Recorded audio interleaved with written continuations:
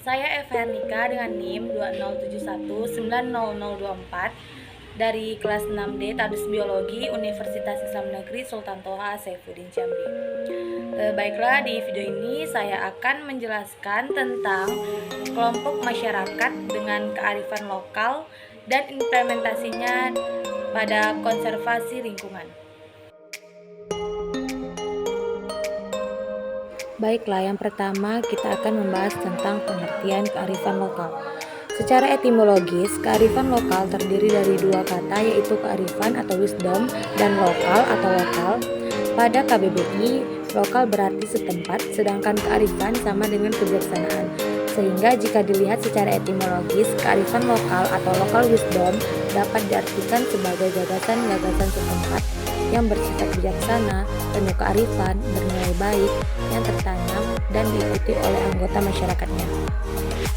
Istilah kearifan lokal pertama kali dikenalkan oleh H.G. Quartz Wallace yang menyebut kearifan lokal sebagai local genius, yang berarti sejumlah ciri kebudayaan yang dimiliki bersama oleh suatu masyarakat sebagai suatu akibat pengalamannya di masa lalu.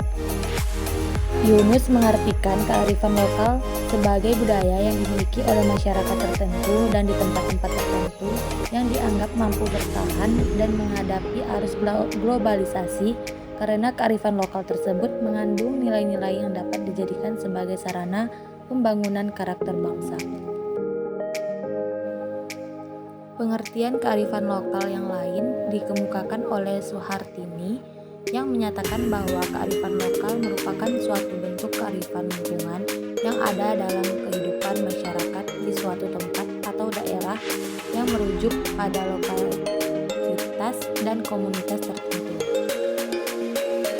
Sedangkan Fajarini mengartikan kearifan lokal sebagai pandangan hidup dan ilmu pengetahuan serta berbagai strategi kehidupan yang berwujud aktivitas yang dilakukan oleh masyarakat lokal dalam menjawab berbagai masalah dalam pemenuhan kebutuhan mereka.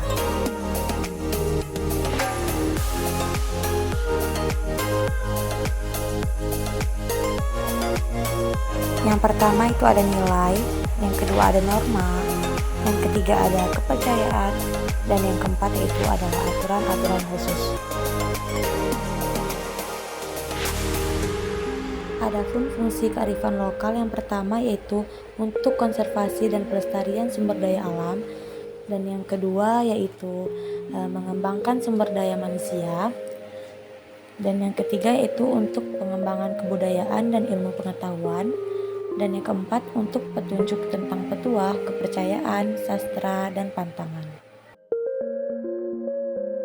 Ada beberapa jenis kearifan lokal masyarakat di Indonesia dalam mengelola hutan dan lingkungan yang dikemukakan oleh Suhartini.